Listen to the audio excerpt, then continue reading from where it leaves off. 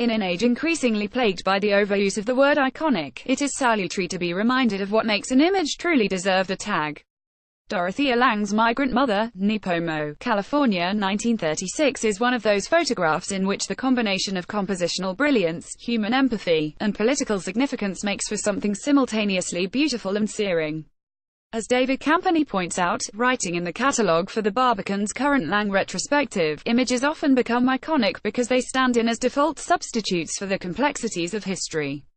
This is doubtless true of Lange's photo and Depression-era America. But if a photograph's transformation into an icon is in some way an admission of failure in our attempts to comprehend history itself, I can think of few better admissions than this. Denuded of either false hope or the possibility of capitulation, two children clinging to a mother's neck, a baby in her arms, it is the photographic equivalent of the Beckettian formula I can go on, I'll go on.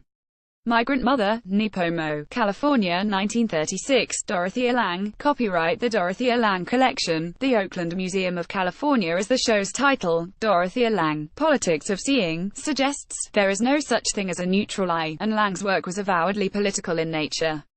Everything, she once said, is propaganda for what you believe in, and the camera was her method of disseminating it, an instrument for teaching people to see. From the 1930s to the end of Lange's career in the 60s, America provided no shortage of sights that many would have preferred to not see at all. The emergence of the visible effects of the Depression on the streets of San Francisco in 1933 drove Lange out of the studio and away from the dreamy pictorialism of her early work, documented in the first room of the show, in order to record the breadlines and demonstrations on the streets below. That year nearly 20% of California's population were on state or country relief of some form. Lange never really returned to the studio. The next year saw the environmental catastrophe of the Dust Bowl storms. Under the aegis of the Resettlement Authority, later the Farm Security Authority, Lange and other photographers, among them Walker Evans, were sent out to record the lives of the vast transient and jobless population targeted for aid under Roosevelt's New Deal. Between the spring of 1936, when she shot Migrant Mother, and autumn of the same year, Lange trekked, in the ballpark figure given by the catalogue, some 27,000 kilometers on assignment. Migratory Cotton Picker, Eloy, Arizona, 1940, Dorothea Lange, copyright the Dorothea Lange Collection, the Oakland Museum of California. Her migrant worker photographs may be Lange's best-known work, but her pace never slackened. The next decade saw her recording the explosion of anti-Japanese sentiment in the wake of Pearl Harbor, one sign proclaiming Japs out, another proclaiming I am an American, and the internment camps that followed. Her photographs documenting the boom years of the war economy in California's shipyards are overhung by the sense of distance between the burgeoning female workforce and the older male dockers, with another fault line running between the races. Lange's eye is never dour or moralizing. Her subjects tend to know they are being photographed, and there are smiles and pride in their faces. But there is no shying away from the fact that life is hard, and that most of it is beyond their control. The same feeling permeates Vanessa Winship, and Time folds, running in the galleries directly above the Lange exhibition. It is a canny pairing on the part of the Barbican, two female photographers, both motivated by an urge to document the lives of people in the grip of forces more powerful than any individual, but entirely distinctive in their approaches. Winship's work belongs more self-consciously to a tradition of fine art photography than Lange's, which often had to satisfy the conditions of administrative record-keeping before attending to aesthetics, but it too is drawn to society in flux, and the differentials of uneven development and distribution. The contemporary British photographer also more than measures up to Lange in the breadth and depth of her skill and empathy. As Winship's first major solo outing in Britain, the exhibition has plenty of ground to cover, both geographically and temporally.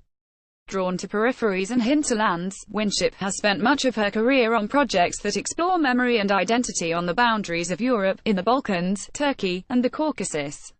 The grainy, wide-angle black and white shots of ruined buildings, playing children, and life slowly returning to normal in imagined states and desires, A Balkan Journey 1999 to 2003, Black Sea, Between Chronicle and Fiction 2002-06, and the superb portrait series Sweet Nothings 2007 are enough to make you ask why it has taken so long for Winship to have a retrospective in this country. Untitled, from the series Sweet Nothings, School Girls of Eastern Anatolia 2007, Vanessa Winship. Copyright Vanessa Winship. Like Lange, Winship is able to pick individuals out of the mass, or rather to let individuals pick themselves out in front of the camera, a process most visible in Sweet Nothings' black and white portraits of Turkish school girls, posing in the uniforms. It is the small details, the sweet nothings with which they customize their state-mandated dresses, that bring them together, and set them apart. It is an extraordinary series, exemplifying Winship's ability to capture the interactions between personal and national pride. The same thread runs through Winship's more recent work in the mixed landscapes and portraits of her American Chronicle. She Dances on Jackson, 2011-12, for a series that forms a natural counterpart to Lange's work Downstairs. Exhibitions can often run with slight desperation, harried by curators, after the figure of contemporary relevance. Here the viewer is left to draw their own parallels, and wisely too. In a world marked by mass migration, environmental catastrophe, economic isolationism and detainment camps, as the idea of any international political consensus falls to pieces, there is no need for the curators to say anything at all.